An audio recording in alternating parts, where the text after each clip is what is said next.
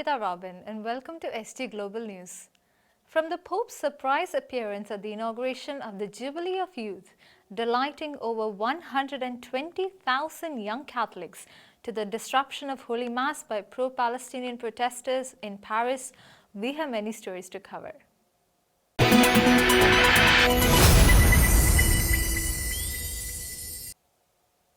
In a joyful surprise, Pope Leo made an unexpected appearance at the opening Mass of the Jubilee of Youth in St. Peter's Square. Tens of thousands of young Catholics from across the world erupted in cheers as the Holy Father greeted them from the Pope-mobile. The week-long celebration in Rome is packed with spiritual events, with even larger crowds expected for the closing Mass. On Tuesday evening, Pope Leo made a surprise appearance at the end of the Jubilee of Youth inaugural Mass in St. Peter's Square, attended by around 120,000 Catholics from around the world. Amid shouts of cheers and chants from the enthralled crowd, the Holy Father made a few trips around St. Peter's Square in the Pope-mobile to greet those present. Later, he went up to the altar and delivered a brief address in English, Spanish, and Italian, blessing the crowd. The Holy Father reminded the young pilgrims that they were the salt of the earth, the light of the world. The world needs messages of hope. You are those messages, he told the young people, and urged them to continue to speak up and pray for peace in the world.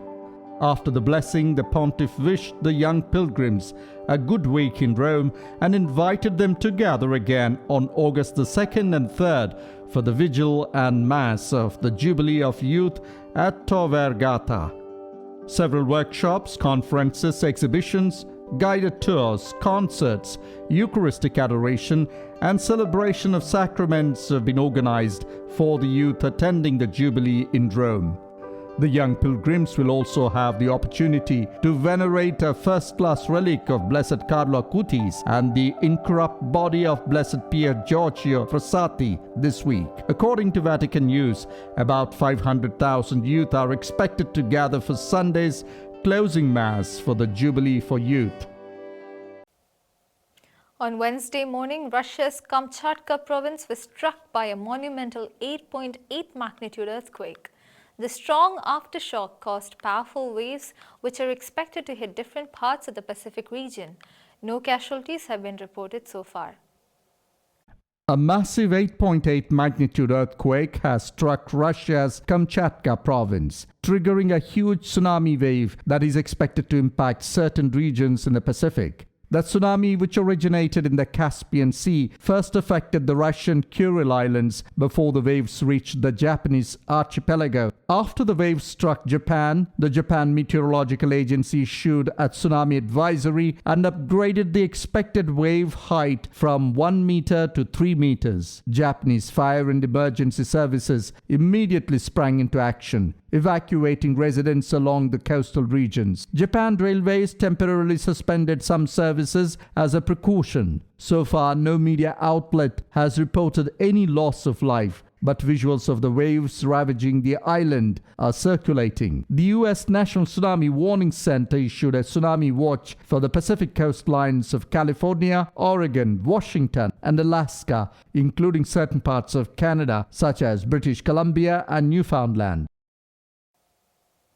The U.S. bishops are calling on Catholics across the nation to join a daily prayer campaign from July 25th to October 1st, urging an end to taxpayer funding for the abortion industry. The initiative comes as the nation approaches Respect Life Month and follows a partial court reversal of a federal funding ban on Planned Parenthood.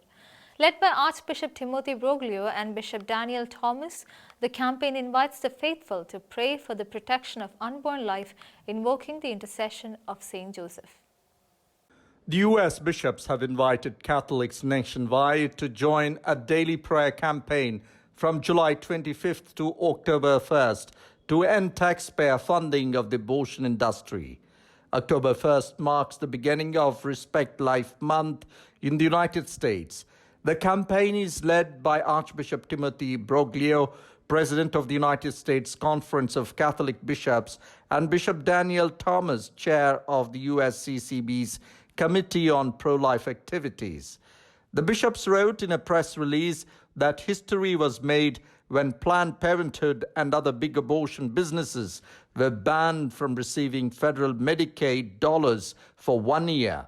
However, a federal court granted part of a preliminary injunction requiring the abortion giant's taxpayer funding to continue. Americans should not be forced to pay for the killing of preborn children or fund the clinics that kill them, the bishop stated. The U.S. CCB Committee on Pro-Life Activities has invited Catholics to pray using a specific prayer provided by the bishops that invokes the intercession of St. Joseph. President Donald Trump's big, beautiful bill, signed on July 4th, imposed a 1-year ban on federal funding to Planned Parenthood by restricting Medicaid reimbursements. The original draft had proposed a 10-year ban. According to Live Action, since 2000, Planned Parenthood has carried out over 7.5 million abortions and received nearly $11.4 billion from taxpayers. After France, the UK has announced its decision to recognize Palestinian sovereignty at the upcoming United Nations General Assembly. While explaining the rationale behind the decision, Prime Minister Starmer stated that the decision aligns with the UK's commitment to a two-state solution and affirmed that his administration will do everything possible to alleviate the appalling situation in Gaza. Following the UK's announcement, Israeli Prime Minister Benjamin Netanyahu warned that the decision will backfire and contended that Starmer is rewarding Hamas's action through this announcement. After France, another European superpower has announced its intention to recognize Palestinian sovereignty. UK Prime Minister Keir Starmer, days after his meeting with the US President Donald Trump, informed the media that the British government will take substantial steps to recognize Palestine in upcoming international forums unless Israel immediately halts its operations in the Gaza Strip. Starmer, while explaining the rationale behind the decision, stated that he is honoring the historic two-state solution that the UK has supported since the formation of Israel in 1948. He also affirmed that the current administration is committed to ending the appalling situation prevailing in Gaza. Starmer further lamented Israel's suspension of humanitarian aid in the region, stating that infants are suffering as a result of the catastrophic Israeli actions. He added that the decision was relayed to the UK cabinet for approval and emphasized that British representatives will take immediate steps to raise the issue at the upcoming UN General Assembly scheduled for September. Shortly after the UK's announcement, Israeli Prime Minister Benjamin Netanyahu warned Starmer that such disengagement would backfire on the United Kingdom. In a post on X, formerly Twitter, Netanyahu criticized the UK's stance, asserting that a Muslim-majority Palestinian state would pose a threat to the UK's security. He also accused Starmer of rewarding Hamas's monstrous terrorism and punishing its victims. Meanwhile, a news report from the Times of Israel indicated that Netanyahu met with top advisors to discuss the hostage situation as the Israeli delegation withdrew from hostage deal negotiations following what it described as Hamas's obstinacy. The report further suggests that Netanyahu is contemplating the annexation of certain parts of Gaza to facilitate the safe release of the remaining hostages. The Vatican has issued a new ruling on alleged Marian apparitions reported over more than a decade at Mount Sant'Onofrio in Italy. While acknowledging several positive elements, the Dicastery for the Doctrine of the Faith has called for caution and further discernment. The decision comes under recently updated norms for evaluating supernatural phenomena. The Dicastery for the Doctrine of the Faith has examined the alleged Marian apparitions at Mount Sant'Onofrio in Italy and concluded that, while there are many positive signs, certain aspects of confusion and potential risks require further discernment and dialogue. After reviewing apparitions said to have occurred over nearly 14 years, from 2010 to 2024, the dicastery issued a judgment of Prae Oculis Habetur, which permits private veneration but prohibits public worship or promotion of the alleged supernatural phenomena. The Blessed Virgin Mary reportedly began appearing to Michelino Moscovecchio, a chef from Agnon, in 2010. He claims to have first heard the Virgin's voice during a pilgrimage to Medjugorje, where she allegedly said, quote, "My children, convert, convert, convert." Later, following what he believed was the Virgin's request, Michelino constructed a Way of the Cross on Mount Sant'Onofrio in Agnon, a site that remains a destination for local devotion. In a letter addressed to Bishop Carmelo Cibotti of the Diocese of Isernia, Venafro and Trivento, Cardinal Victor Manuel Fernandez, prefect of the dicastery, acknowledged several positive elements of the alleged apparitions.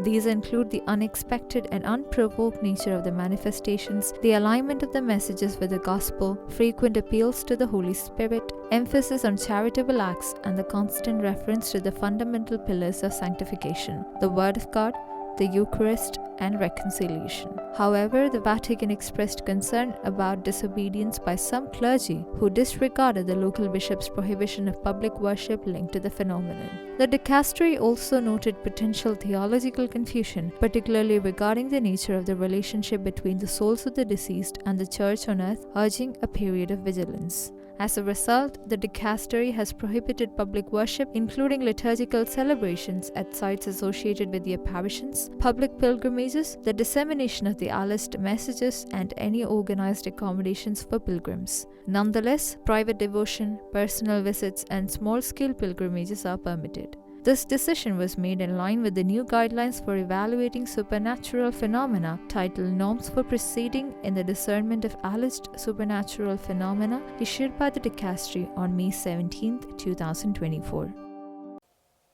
A senior executive at Blackstone was among 5 people killed during a shocking shooting at their Midtown Manhattan office. Wesley LaPartner, a prominent Jewish community member and real estate leader, was mourned by colleagues and global officials.